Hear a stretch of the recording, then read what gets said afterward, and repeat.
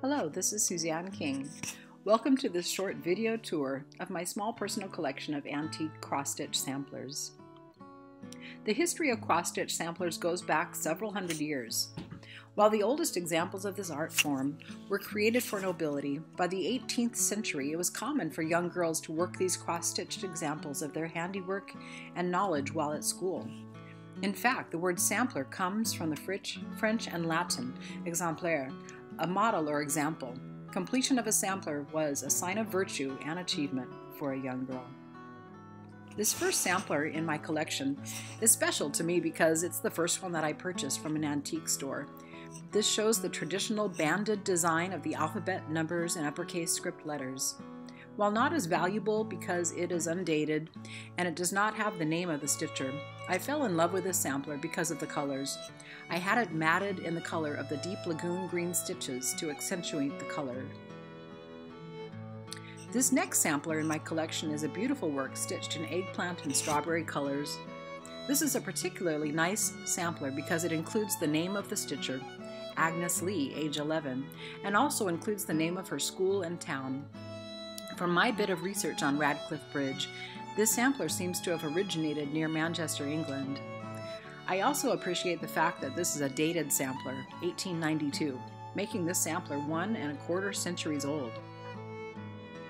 It was very typical for samplers to include not only alphabets and numbers, but also a Bible verse or some other verse of poetry, and sometimes pictorial elements as well.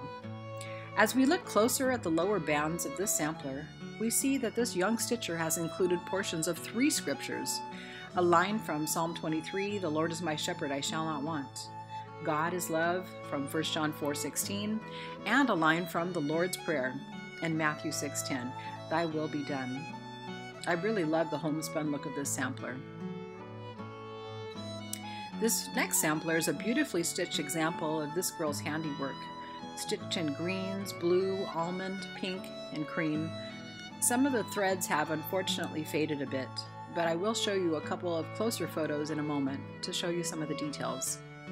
This sampler was stitched by Anne Bell and is dated October 28, 1806, over 2 centuries old. As we look closer at Miss Bell's stitching, we can see that she was quite an accomplished young lady, showing off not only the typical cross-stitched pattern alphabets, but also displaying an entire alphabet in an eyelet stitch, which I think looks more refined. Also, after the numbers, she seems to have stitched the initials of her parents and family, which could prove useful for further research of the origin and ancestry of this sampler. Looking closer at the bottom portion of Anne Bell's sampler, we see that she has selected a Bible verse from Proverbs 1:7. "The fear of the Lord is the beginning of knowledge, but fools despise wisdom and instructions." To the left and right of the Bible verse are beautifully embroidered images of flowering plants. Directly below the Bible verse frame is a small crown, which is a common motif in a sampler.